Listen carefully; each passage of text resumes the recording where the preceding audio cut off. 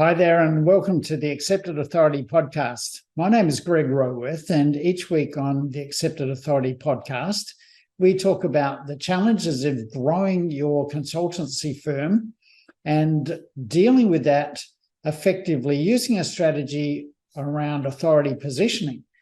Now, in this week's episode, I want to focus on differentiation and your competitive strategy, because typically, we see one of the biggest challenges in growing your consultancy firm is that most consultants in any field tend to be appearing quite similar, if not identical to each other. And the only way to avoid getting into a competitive situation where you're asked by potential clients to present a proposal, and if you do happen to be struggling to differentiate your firm from your competitors, then you're going to end up in competitive situations more times than not. You're going to be asked to present proposals where you're one of a number of different firms also being asked to present the proposal, because none of you really have any apparent difference to your potential client. And when that happens, unless you're an amazing salesperson, unless you have something that is really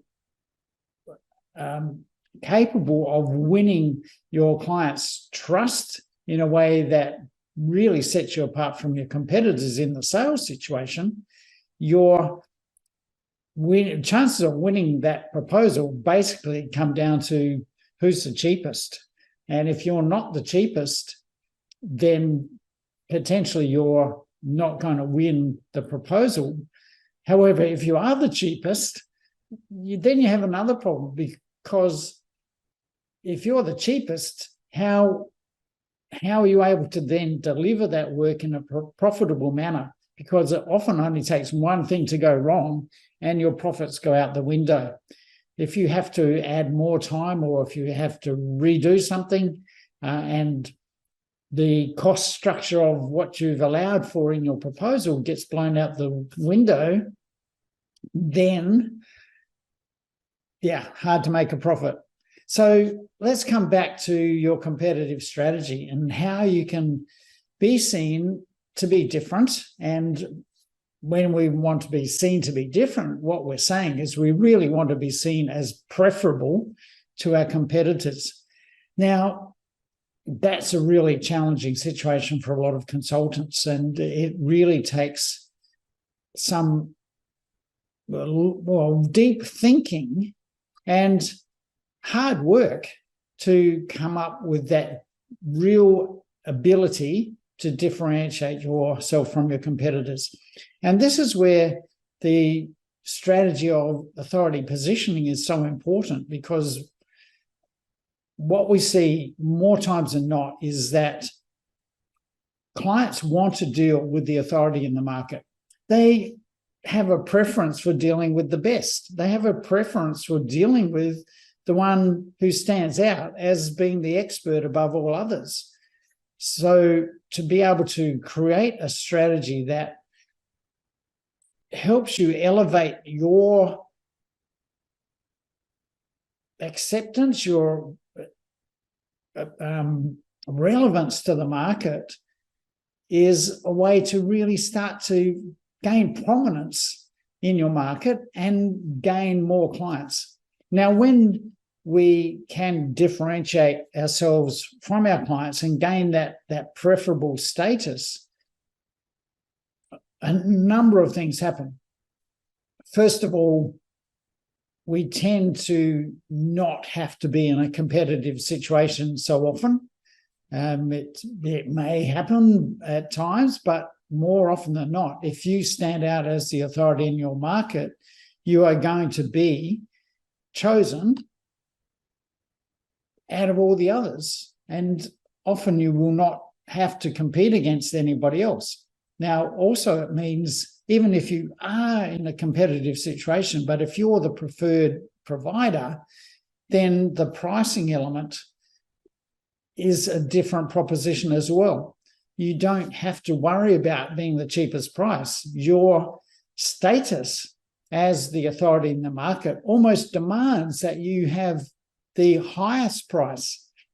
Authority positioning means that you are seen as the best option, and therefore people are willing to pay more to have the best. So to be able to attract premium level clients who are willing to pay more for getting the best solution for them, then having that authority positioning status really enables you to operate on a different basis from an undifferentiated provider in a competitive market. So how do we actually elevate our positioning? How do we be seen to be the authority in the market? And this is where going through that deep thinking and the hard work that I spoke about before is where it comes into play, because you must develop the strategies to position your firm as the authority. And there are a number of ways you can go about this. One of the most challenging aspects of authority positioning is it's very difficult to be the authority across the whole market. You probably have competitors or well-known competitors that are already seen to be the authority in the market. So how do you compete against those guys? The men or women who've written books or who've really stood out as authorities in the market. Often we come up against those people to compete against. However, the good thing about that situation is those people aren't all that available for everyone to work with. So in that situation, it's really about specializing around the type of client that you're able to service best and to stand out as the authority for those people. Now, those top consultants that may get all the demand, like Simon Sinek or Seth Godin, or a number of people like them who have done so well to stand out from the crowd and attract all the clients they need, typically are being sought after by high-level corporate firms, and they have their choice of those. So if your target market is a smaller size organization, then they're not likely to be able to work with those top-level consultants. So there's an advantage and an opportunity to position yourself as the authority for those types of firms. So there's a hierarchy here, even in authority positioning. Even if you're not the topmost authority in your field, you can be an authority for a specific niche in your market. You can be an authority for a specific type of organization that will see you as the authority for their particular needs, because you're able to specialize in what you do for that particular market. Now, how do we go about that? That becomes then the next challenge. So it's about selecting our target market first, obviously, defining who is our client avatar, who are the most likely clients that will see us as the authority and that we are able to deliver great results for, because ultimately that's what it boils down to. We need to be able to deliver great results to our premium level clients. So being able to define who we can deliver great results for and decide on who they are so that we can identify them in our marketing and be more appealing to them in the way we position ourselves and the way we promote ourselves. But what is it that we are going to say to them? How do we actually create that positioning? Just saying that we're a specialist in that market doesn't really mean anything, because everyone promotes themselves as, well, providing services in a particular way. And if we have a market niche, we probably just have a number of competitors who are doing the same thing as us in that market niche. So how do we set ourselves apart from those competitors that are dealing with the same size market we are? It then comes down to, what solutions do we provide and what challenges do we solve?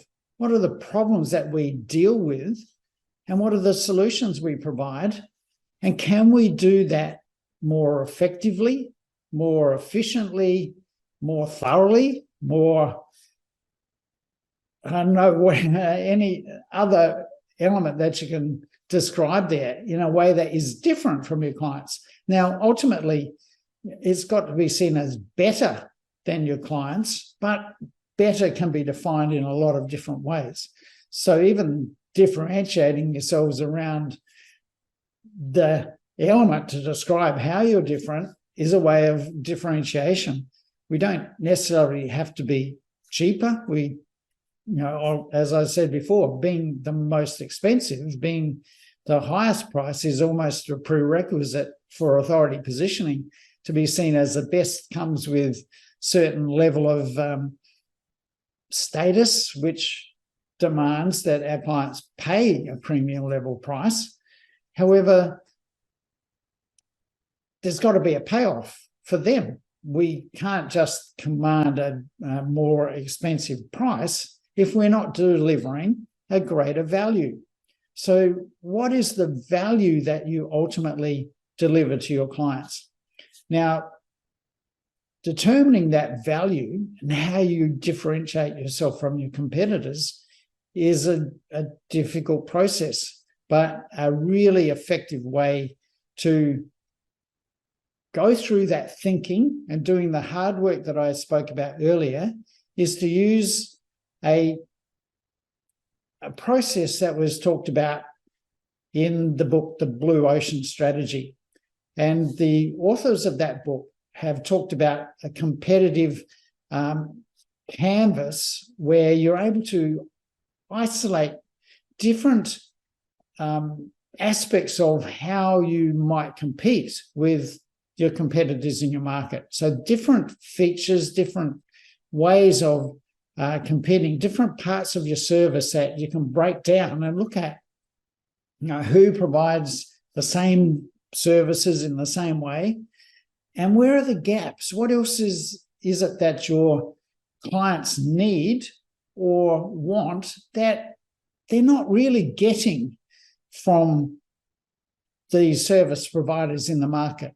Now, when you map it out on that competitive canvas, you can really look at which firms are providing which features or which services and how are they doing that, and then look at what other things might your clients be interested in, or how can you package the way you deliver your services to them in a way that's different from your competitors and in a way that's more appealing to that market niche. And this is where we come back to not having to be the authority for the entire market, but really defining the market niche that has a different set of needs or wants from the general market. When you can isolate those different needs and wants and look at how you can provide those needs and wants in a different way and a better way than your competitors are doing, then you can really stand out to that market. So using that Blue Ocean Strategy canvas to do the thinking is a prerequisite for authority positioning in my book, if we say it that way. Let's look at going through the process of really defining where you can stand out, where you can be the authority, and then how to deliver your service in a way that is different and better than your competitors. It's really important that you do this. Otherwise, you will just be one of the crowd. And that is not really the most effective way to run your business, to just be a commodity, as most consultants really are, in the way they deliver the same services at the similar sorts of prices, or really at market price. And that's what a commodity is, having the same product where the market determines the price. If that's you and you're in that position, the opportunity is to make a difference, to be different from that. I'm sure that you don't find it acceptable or enjoyable to be one of the crowd and having to compete against others every time you present a proposal, and you know that, well, there's a rough chance of winning it. Maybe you win some, you lose a lot more, or maybe you 50-50, or even that, to me, is unacceptable odds. We want to be better than that. We want to be able to win 2 out of 3 or 80% of the proposals or the opportunities we have, because ideally, if you're seen as the authority in the market, you don't have to present a proposal. You can just present the way you're going to deliver a result, and the client will say, yes, that's what we want. How much does that cost? And negotiations are so much easier. So that's really where I want to wrap it up for today. Consider how you can go about the thinking and the doing the work to create your authority positioning. Where can you stand out from your competitors for the niche market that you're most appealing to? How can you be different? How can you be better? How can you be the authority to that market? If you'd like help going through that process of doing that work and doing that deep thinking, then that's what we provide in our programs at Business Flight Path. So if you would like some help on that, or even just to talk about whether that's something that's relevant to you, I'm open to talk to you about that. Make contact with me through my website or through Facebook or LinkedIn. Just do a search for Greg Roworth on those platforms and direct message me to put us in touch and set up a time that we can talk. Or if you'd like more information about authority positioning, there's plenty of free information on all those platforms as well. So make sure you take advantage of that and look at how you can elevate your results, elevate your pricing levels, elevate your authority by doing the hard work and the deep thinking that's required to achieve that result. That's the Accepted Authority podcast for today. I'm Greg Roworth. Look forward to seeing you again next week.